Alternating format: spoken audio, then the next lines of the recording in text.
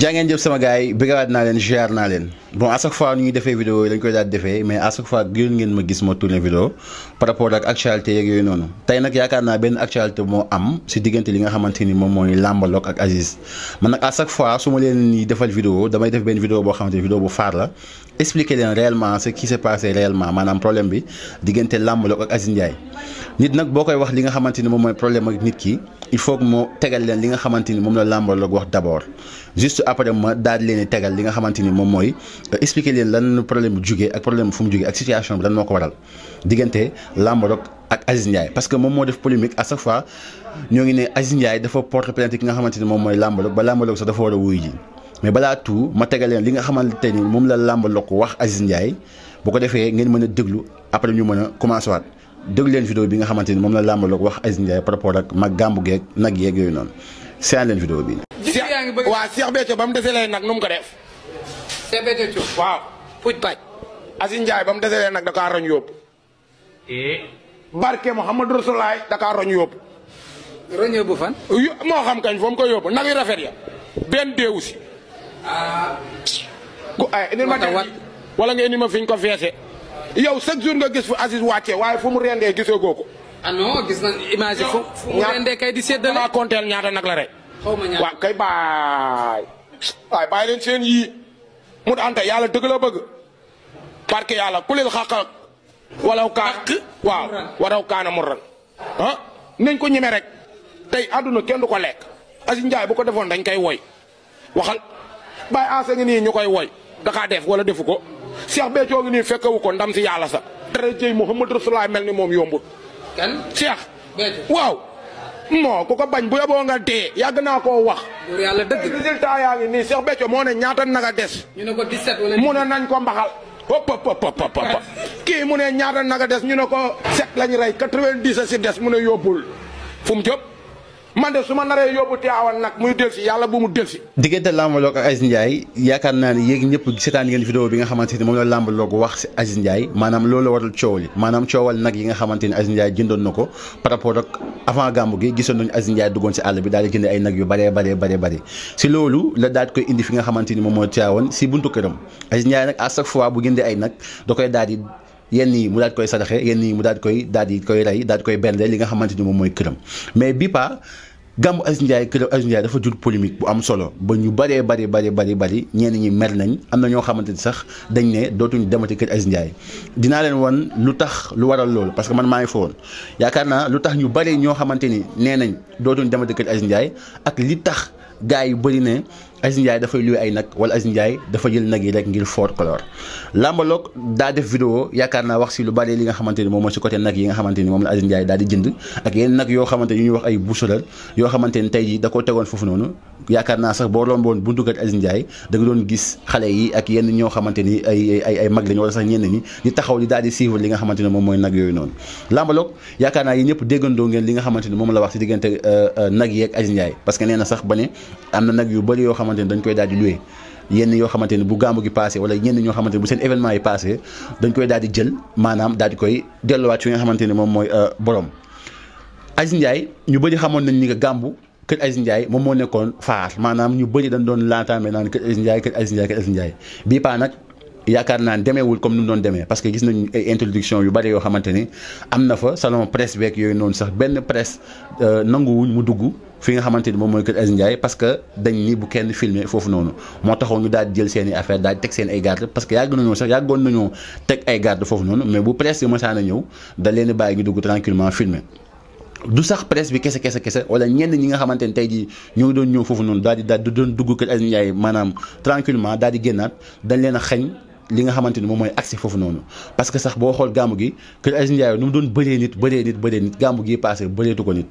lenn waralu ko lu dul gis ngeen si màggal yi nga xamante ne yenn takkaay yeeg wala yenn xumbaay mumbaay yi dafa bëri woon si li nga xamante ni moom mooy diggante màggal geeg yooyu noonu ba sax ñu bëri rafetlu wuñ ko si laataa loolu am na benn sëriñ ñu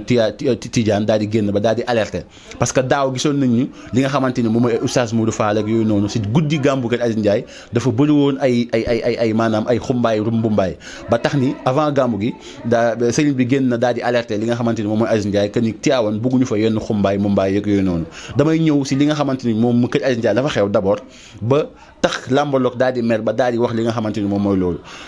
kër Aziz Ndiaye bii pa ñu bari sax boo ñëwee si buntu ba di taxaw ne pour bëgg a dugg da lay wax carrément wooteel Aziz Ndiaye wala nga woo Baye Ndiaye pour nga mën a am accès pour dugg si biir waaw ñu bëri xam nañu jouru gàmmu Aziz Ndiaye pour nga woo ko jot ko wala nga woo Baye Ndiaye jot ko problème lay doon parce que moo tax ñu bëri bu ñu ñëwee foofu noonu si buntu bi pour ñu dugg sax problème lay doon donte ni am na ñoo xamante sax fa leen doon dal chaque at mais ren bu ñu ñëwee ba si buntu bi da leen téye si porte bi ngir rek ay dispositions yoo xamante ni jël nañ ko par rapport ak ñu dugg fi nga xamante ni moom mooy kër Aziz Ndiaye moo tax ñu bëri kontaanuñu ñu bëri rafetlu wuñ ko ñu bëri nangam ba man mii sax wax ak yow ànd woon naa ak sama copain 5 tonnes mais après dañoo ñëw ba si buntu bi ñu ne ñu woo Aziz Ndiaye après Aziz Ndiaye si lañu gisee daal di woo téléphone 5 tonnes directement ne ko bàyyi leen ko mu dugg si lañ duggee toog si kaw buñ duggee si biir tamit maanaam ay yoo xamante ni yu bari xewoon na foofu noonu xam nga ba sax ñenn ñi nga xamante ni dañ doon filmer foofu noonu da leen naan arrêté de filmer bi kenn rek moo amoon droit filmer moom mooy waa Alburax mooy ñi nga xamante ni ñoom ñoo engagé ñoom ñoo moomoon kër gi di seen structure di Alburax TV maanaam Alburax Events ñoom ñoo amoon droit pour filmer foofu man ma jàpp ni que loolu noonu je pense que ni nit ñi amoon nañ neneen nuñ ko mënoon améliorer wala neneen nuñ mënoon waxante ak presse bi je pense que ni presse bu ñu ñëwee dinañ xam li ñuy jël limitement sans pour autant ñu leen toroxal wala ñu leen bundu xatal parce que ñu bëri rafetlu wuñ ko booy xool presse yu bëri sax dañoo mujjee quitté foofu noonu daal di dem si li nga xamante ni moom mooy xaw ma ndukkumaan xaw ma genre yooyu noonu te bu ñu demee foofu noonu nekk nañ si jàmm berndeel nañ leen teg nañ leen si li nga xamante ni moom mooy seen place par rapport ak fi nga xam parce que man mii sax bi ma demee woon foofu noonu am na benn visite boo xamante ni sax maa ngi doon xulloog moom par rapport ak loolu noonu parce que maa ngi yëgtoon sama téléphone mu ne ma bul filmer ma dal si kawam parce que ñun ay presse lañ certes mais am nañ droit dugg si biir parce que nu ñu amee jàmm ak nit ñi am nañ droit Baye Ndiaye wala Aziz Ndiaye yëkkati téléphone ne Elmo dama la invité sama gàmmu ñëwal kon foofu noonu damay wax ak visite yi pour ñu sóoraale bu baax a baax par rapport ak loolu man certes man damay gëm ni et que ñoom des fois dañ siy boole yoo xamante ne man pour man bokk si quoi léegi su ma ñëwaatee si li nga xamante ne moom mooy problème mu lambalogue bi ak diggante moom ak Aziz Ndiaye lambalogue yaakaar naa vidéo bu mu wax que ni carrément que Aziz Ndiaye dafa daal di am na nag yu bari yoo xamante ne da koo loué parce que moom nee na sax dem na ba filmer li nga xamante ne moom mooy pël bi ne mu ne nag yi sax dafay delloog yooyu noonu dugg na fii ni ni mel man dama jàpp ni lambalogue foofu noonu man kal laa ko jàppee parce que lambalogue ko xam yàgg naa tooñ Aziz Ndiaye am na benn vidéo boo xam ne après dinaa ko tegal par rapport ak bu ñuy wax si côté dëwlin yeeg côté nangam yi naan dëwlin sax baaxul ceeb bi nangam wala boog pat bi nangam ak yooyu man pour man lambaloog Aziz Ndiaye man lambaloog li mu wax noonu pour man ay kal laa ko jàppe woon ak tooñ effet yooyu noonu mais waxu ko benn wax boo xamante ne maanaam dafay aggravé wala boog dafay yàq wala dafay nangam quoi tu vois mais problème bi départ na ba lambaloog wax li muy wax Aziz Ndiaye tamit xëy na peut-être moom dégg na li nga xamante ni moom la lambaloog wax moom métti na ko mu daal di def li nga xamante ni moom mooy plainte ba sax lambaloog dafa war a wuy ji li nga xamante ni moom mooy fële sa cybercriminalité mu doon loo xamante ni yaakaar naa coow lu bari la ba nit ñu bari ñu ngi si nekk di si polémique par rapport ak ñu lu lambaloog wax ñenn ñi nee nañ lambaloog soit dafa doon kaf wala dafa doon def rek li nga xamante ni moom mooy xumbaay mumbaay ñenn ñi bari rafetlu wuñ ko par rapport ak li nga xamante ni moom mooy lambaloog lu mu wax parce que nee na carrément que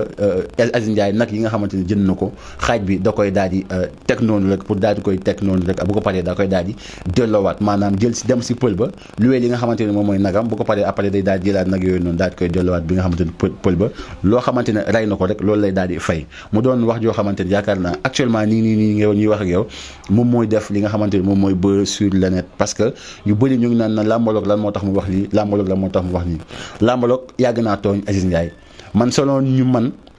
certes damay wax rek que coow li yaakaar naa warul woon egg fii quoi ba aggravé gis naa benn booy boo xamante ni moom mooy sinabal ñoom Aziz Ndiaye je pense que ni Alburax TV moom yaakaar naa coow li moom man damay jàpp ni sax yoonam nekku si quoi parce que gis naa sax muy dem bay tuumaal lambaloog déjà lambaloog wax na benn wax boo xamante ni certes na que bu fekkee Aziz Ndiaye neexu ko war nañ ko waxtaanee l'amiable parce que yaakaar naa lambaloog ñëpp xam nañ ni Guédiawaye la dëkk ñëpp xam nañ ni que lambaloog aussi tamit nekk na koo xamante ni ku jege Aziz Ndiaye la wala boo koo xamante ni yaakaar naa yàgg na tooñ Aziz Ndiaye kon tey jii wax ji bu fekkee dem na ba dégénéré war nañ ko mën a waxtaanee seen biir ñu xool naka lañ koy négocier bu fekkee lambaloog dafa wax loo xamante ni neexu ko mu daal di jégalu ki nga xamante ne mooy Aziz Ndiaye yaakaar naa Aziz Ndiaye am na xol boo xamante ni ak d'après ni ma ko gisee am na xol boo xamante ni je pense que ne yéenewul kenn koo xamante ni kaso la des fois tamit ñu wax la wax joo xamante ni métti na la doo mënul def lu dul daal di dem li nga xamante ni moom mooy fa mbaxane doonee benn nga lijjanti ko wala boog nga woo ki nga xamante ni moo la wax jëmm wax jooju noonu nga ne ko kat li nga ma wax rafetlu ma ko mu daal lay jégalu vidéo bi bu ñu ko mënee dindi ko bu fekkee mën ñu ko dindi tamit mu daal lay jégalu comme que moom dafa tooñ mais am na booy ba mu noonu dama gis muy dem bay tuumaal làmbaloog li nga xamante ni moom mooy naan kaan volien maanaam nit koo xamante ni maanaam day tux ak day nangam ak yooyu noonu xam parce que am na loo xamante ni boo ko waxee nit rek moom si boppam làmbaloog li mu wax noonu bu làmbaloog bu ko topp si loolu day tëdd yaa ngi comprendre Solar yaakaar naa boo ko waxee nit ki dafa mel da nga koo tuumaal même làmbaloog bu nekkoon loolu noonu sax je pense que ni moom mu toog di ko wax parce que booy bi je pense que ni làmbaloog tooñu ko làmbaloog waxul ak moom làmbaloog Aziz Ndiaye la doon waxal mais booy bi bu toogee yaa ngi dégg di génne ay vaar wala génne ay yenn yoo xamante ni bay wax làmb bay tajate làmbaloog de Solar foofu noonu bu ko làmbaloog portoon plainte si loolu noonu moom it dinañ ko woo téléphone woo ko mu ñëw ba cyber ne koy lan moo tax nga naan kii Solar parce que ñëpp xam nañ ni li nga xamante ni moom mooy nit ki doo taf photo ba pare di ko wax yenn wax yoo xamante ni moom moo nga xamante ni nekkul yoon yaa ngi comprendre parce que gisoon nañ ko fi ñaaxaran loo defoon ko fi nga xamante ne moom mooy machine je pense que nit ñi ñoo ko ndëppal ba affaire yi sedd moo tax booy à chaque fois bu fekkee dañuy wax bul jëlal défense nit wala nga jëlal nangam wala nga jëlal puukare wala nga ne noonu nit ki laa àndal wala nga ne man booy nit ki laa ba tax ngay wax benn wax boo xamante ni ëpp na certes mën nga ànd ak nit ki yaa ngi comprendre nga wax benn wax boo xamante ne wala ñu tooñ sa nit nga jëlal ko défense mais bul wax joo xamante ne wax ju ëpp wala nangam parce que am na wax yoo xamante ni boo demee ba di ko tuumaal nit ki rek je pense que ni loolu noonu dafa doon loo xamante ni lu garaaw la en tout cas Aziz Ndiaye diggante gàmbu gi ak li nga xamante ni moom mooy këram ñu bari kontaan nañu si ñu bari ñoo xamante ni mooy loolu mais certes tamit d'une part dama si ànd ak moom moom mooy am na ñenn ñoo xamante ni du ma ne ñëpp am na ñenn ñoo xamante ne peut-être bu bàyyi woon këram noonu wala bàyyi woon nangam am na ay gan yu VIP yoo xam ne wala gan yoo xamante ne dañoo ñëw pour màggal si foofu noonu wala pour gàmbo si foofu noonu bu bàyyi woon tam buntu këram noonu day am dugg a génn te de benn sécurité bi mën na bañ a demee noonu de bon parce que ñëpp xam nañu ay fête de ay gàmboog yooyu noonu nit ñi fu nekk la ñuy jógee doo xam ku baax wala ku bon kon dugg ak génn bi noonu je pense que ni am na plein droit daal di teg li nga xamante ni moom mooy ay visite këram pour kuy dugg wala wala kuy génn mun ko identifier xool ba xam kii nii ba xam lan lay def si kër gi ak kan moo ko indi si kër gi ak yooyu noonu certes mais pour man moom comme que ñëpp yàlla moo ko maanaam yet bi moom la dal prochaine fois waroon na ko am neneen nu mu ko defee ba nga xamante ni tey jii nii kenn du si xiiroo wala kenn du si ñaanoo pour presse bi je pense que ni yaakaar naa bu toogoon waxtaan ak presse bi nga ne kat bu ngeen ñëwee sama kër bugguma kat ngeen jël lii bugguma ngeen jël lii bu ko defee presse bi mën nañ koo topp si loolu noonu nga xamante ni moom la bëgg ba nga xamante ni kenn ku wàcc yoon yooyu noonu prochaine fois boo ñëwee dinañ la kat carrément que yow mii kat lii leen la santoon que defoo ko yaakaar naa lii ak lii mais boo toogee nga xañ ñëpp sa kër te ñëpp fa leen doon ñëw ñëpp fa leen doon nangamee ñëpp fa leen doon dal mu doon dal boo xamante dal bu neex la ba ñëpp apprécier ko man certes am na benn daawaati jéej ñëwoon naa kat Aziz Ndiaye fa laa daloon mais wax dëgg fa yàlla kontaan na ma woon ba bii passé sax dalu ma fa bii ma fa demaat tey jii nii 5 tonnes laa àndaloon parce que je pense que ni ñoo ngi dugg Tivaouane yaakaar naa ay 9 heures lañ dugg Tivaouane bu ñu ñëwee foofu noonu certes fekkee nañ di déjeuner beeg yooyu noonu mais yàlla xam nañu dañ ko fa bàyyi parce que nekkuloon ay lekk ak yooyu noonu moo ñu fa indul wala dara c'était juste que pour ñëw teewal li nga xamante ne moom mooy gàmmu kër Aziz Ndiaye que ñu xam ne que carrément que présence su 5 tonnes ñëwoon na fa quoi yaa ngi comprendre après fa lañ bàyyi loolu bu ko defee lañ jógee foofu noonu ay 14 heures daal dem fi nga xamante ni moom mooy Thiénaba fa lañ eggalee fi nga xamante ni moom mooy suñu gàmm parce que à chaque fois foofu la ñuy daal di gàmboo mu mel ni rek coow làmbaloog Aziz Ndiaye na gars yi gën si bàyyi xel gars yi gën si teey def ndànk-ndànk ñu xam ne que coow li jarul woon muy egg fii xam nga ku si wax tamit na nga xam loo siy wax parce que dafa nekk loo xamante ni tey jii nii mën nga dem di défendre nit ba wax si loo xamante ni ëpp na alors que yow yaay mujjee des ak problème bi parce que wàllum yoon moom moo sew amul dama doon défendre diw amul dama doon nangam diw parce que làmbaloog ñëpp xam nañ ni que nit ku baax la ñëpp xam nañ que nit koo xamante ni day nekk di xumbal di neexal mais nekkul koo xamante ni borom xol bu borom xolu kiñaan la wala borom xolu nangam la Aziz tamit pareil même chose yaakaar naa nekkul koo xamante ni nit ñi dañ ko xamee si lu bon wala nit ki dañ nga xamee si lu nangam man bu ma sañoon coow li ku si mënti wax na nga si wax loo xamante ni jàmm la ñu daal koy waxtaanee seen biir certes bu demee wuyu ji ngir yàlla ñu xool naka lañ koy kiiwalee ba ñu bàyyi ko mu dellu si ay loxo yu mbokkam si jàmm ak salaam parce que coowu nag ak nangam làmbaloog yàgg naa kal Aziz Ndiaye te yaakaar naa mujjul fenn quoi wala boog soit Aziz Ndiaye bu seetaanee vidéo bi day xam ne lii kat kal ak yooyu noonu effet yooyu noonu man nag lu may conseil làmbaloog prochaine fois booy waxati dara parce que am na wax yoo xamante ni kenn du ko wax si penc quoi yaa ngi comprendre parce que ñëpp xam nañ ni des fois da ngay toog ñu ñii parce que loolu bari na fi quoi da nga doon toog nga gis nit ñi ñu naan kii dafa luwee nag wala kii dafa nangam yàgg nañ ko dégg fu nekk mais am na yenn wax yoo xamante ni boo ko waxee rek je pense que après day mel nit ki da nga koy maanaam mooy loolu quoi da nga koy touché te loolu noonu amaana mën na ko bañ a neex ak yooyu noonu gars yi loolu la leen indiloon si li nga xamante ni moom mooy diggante Aziz Ndiaye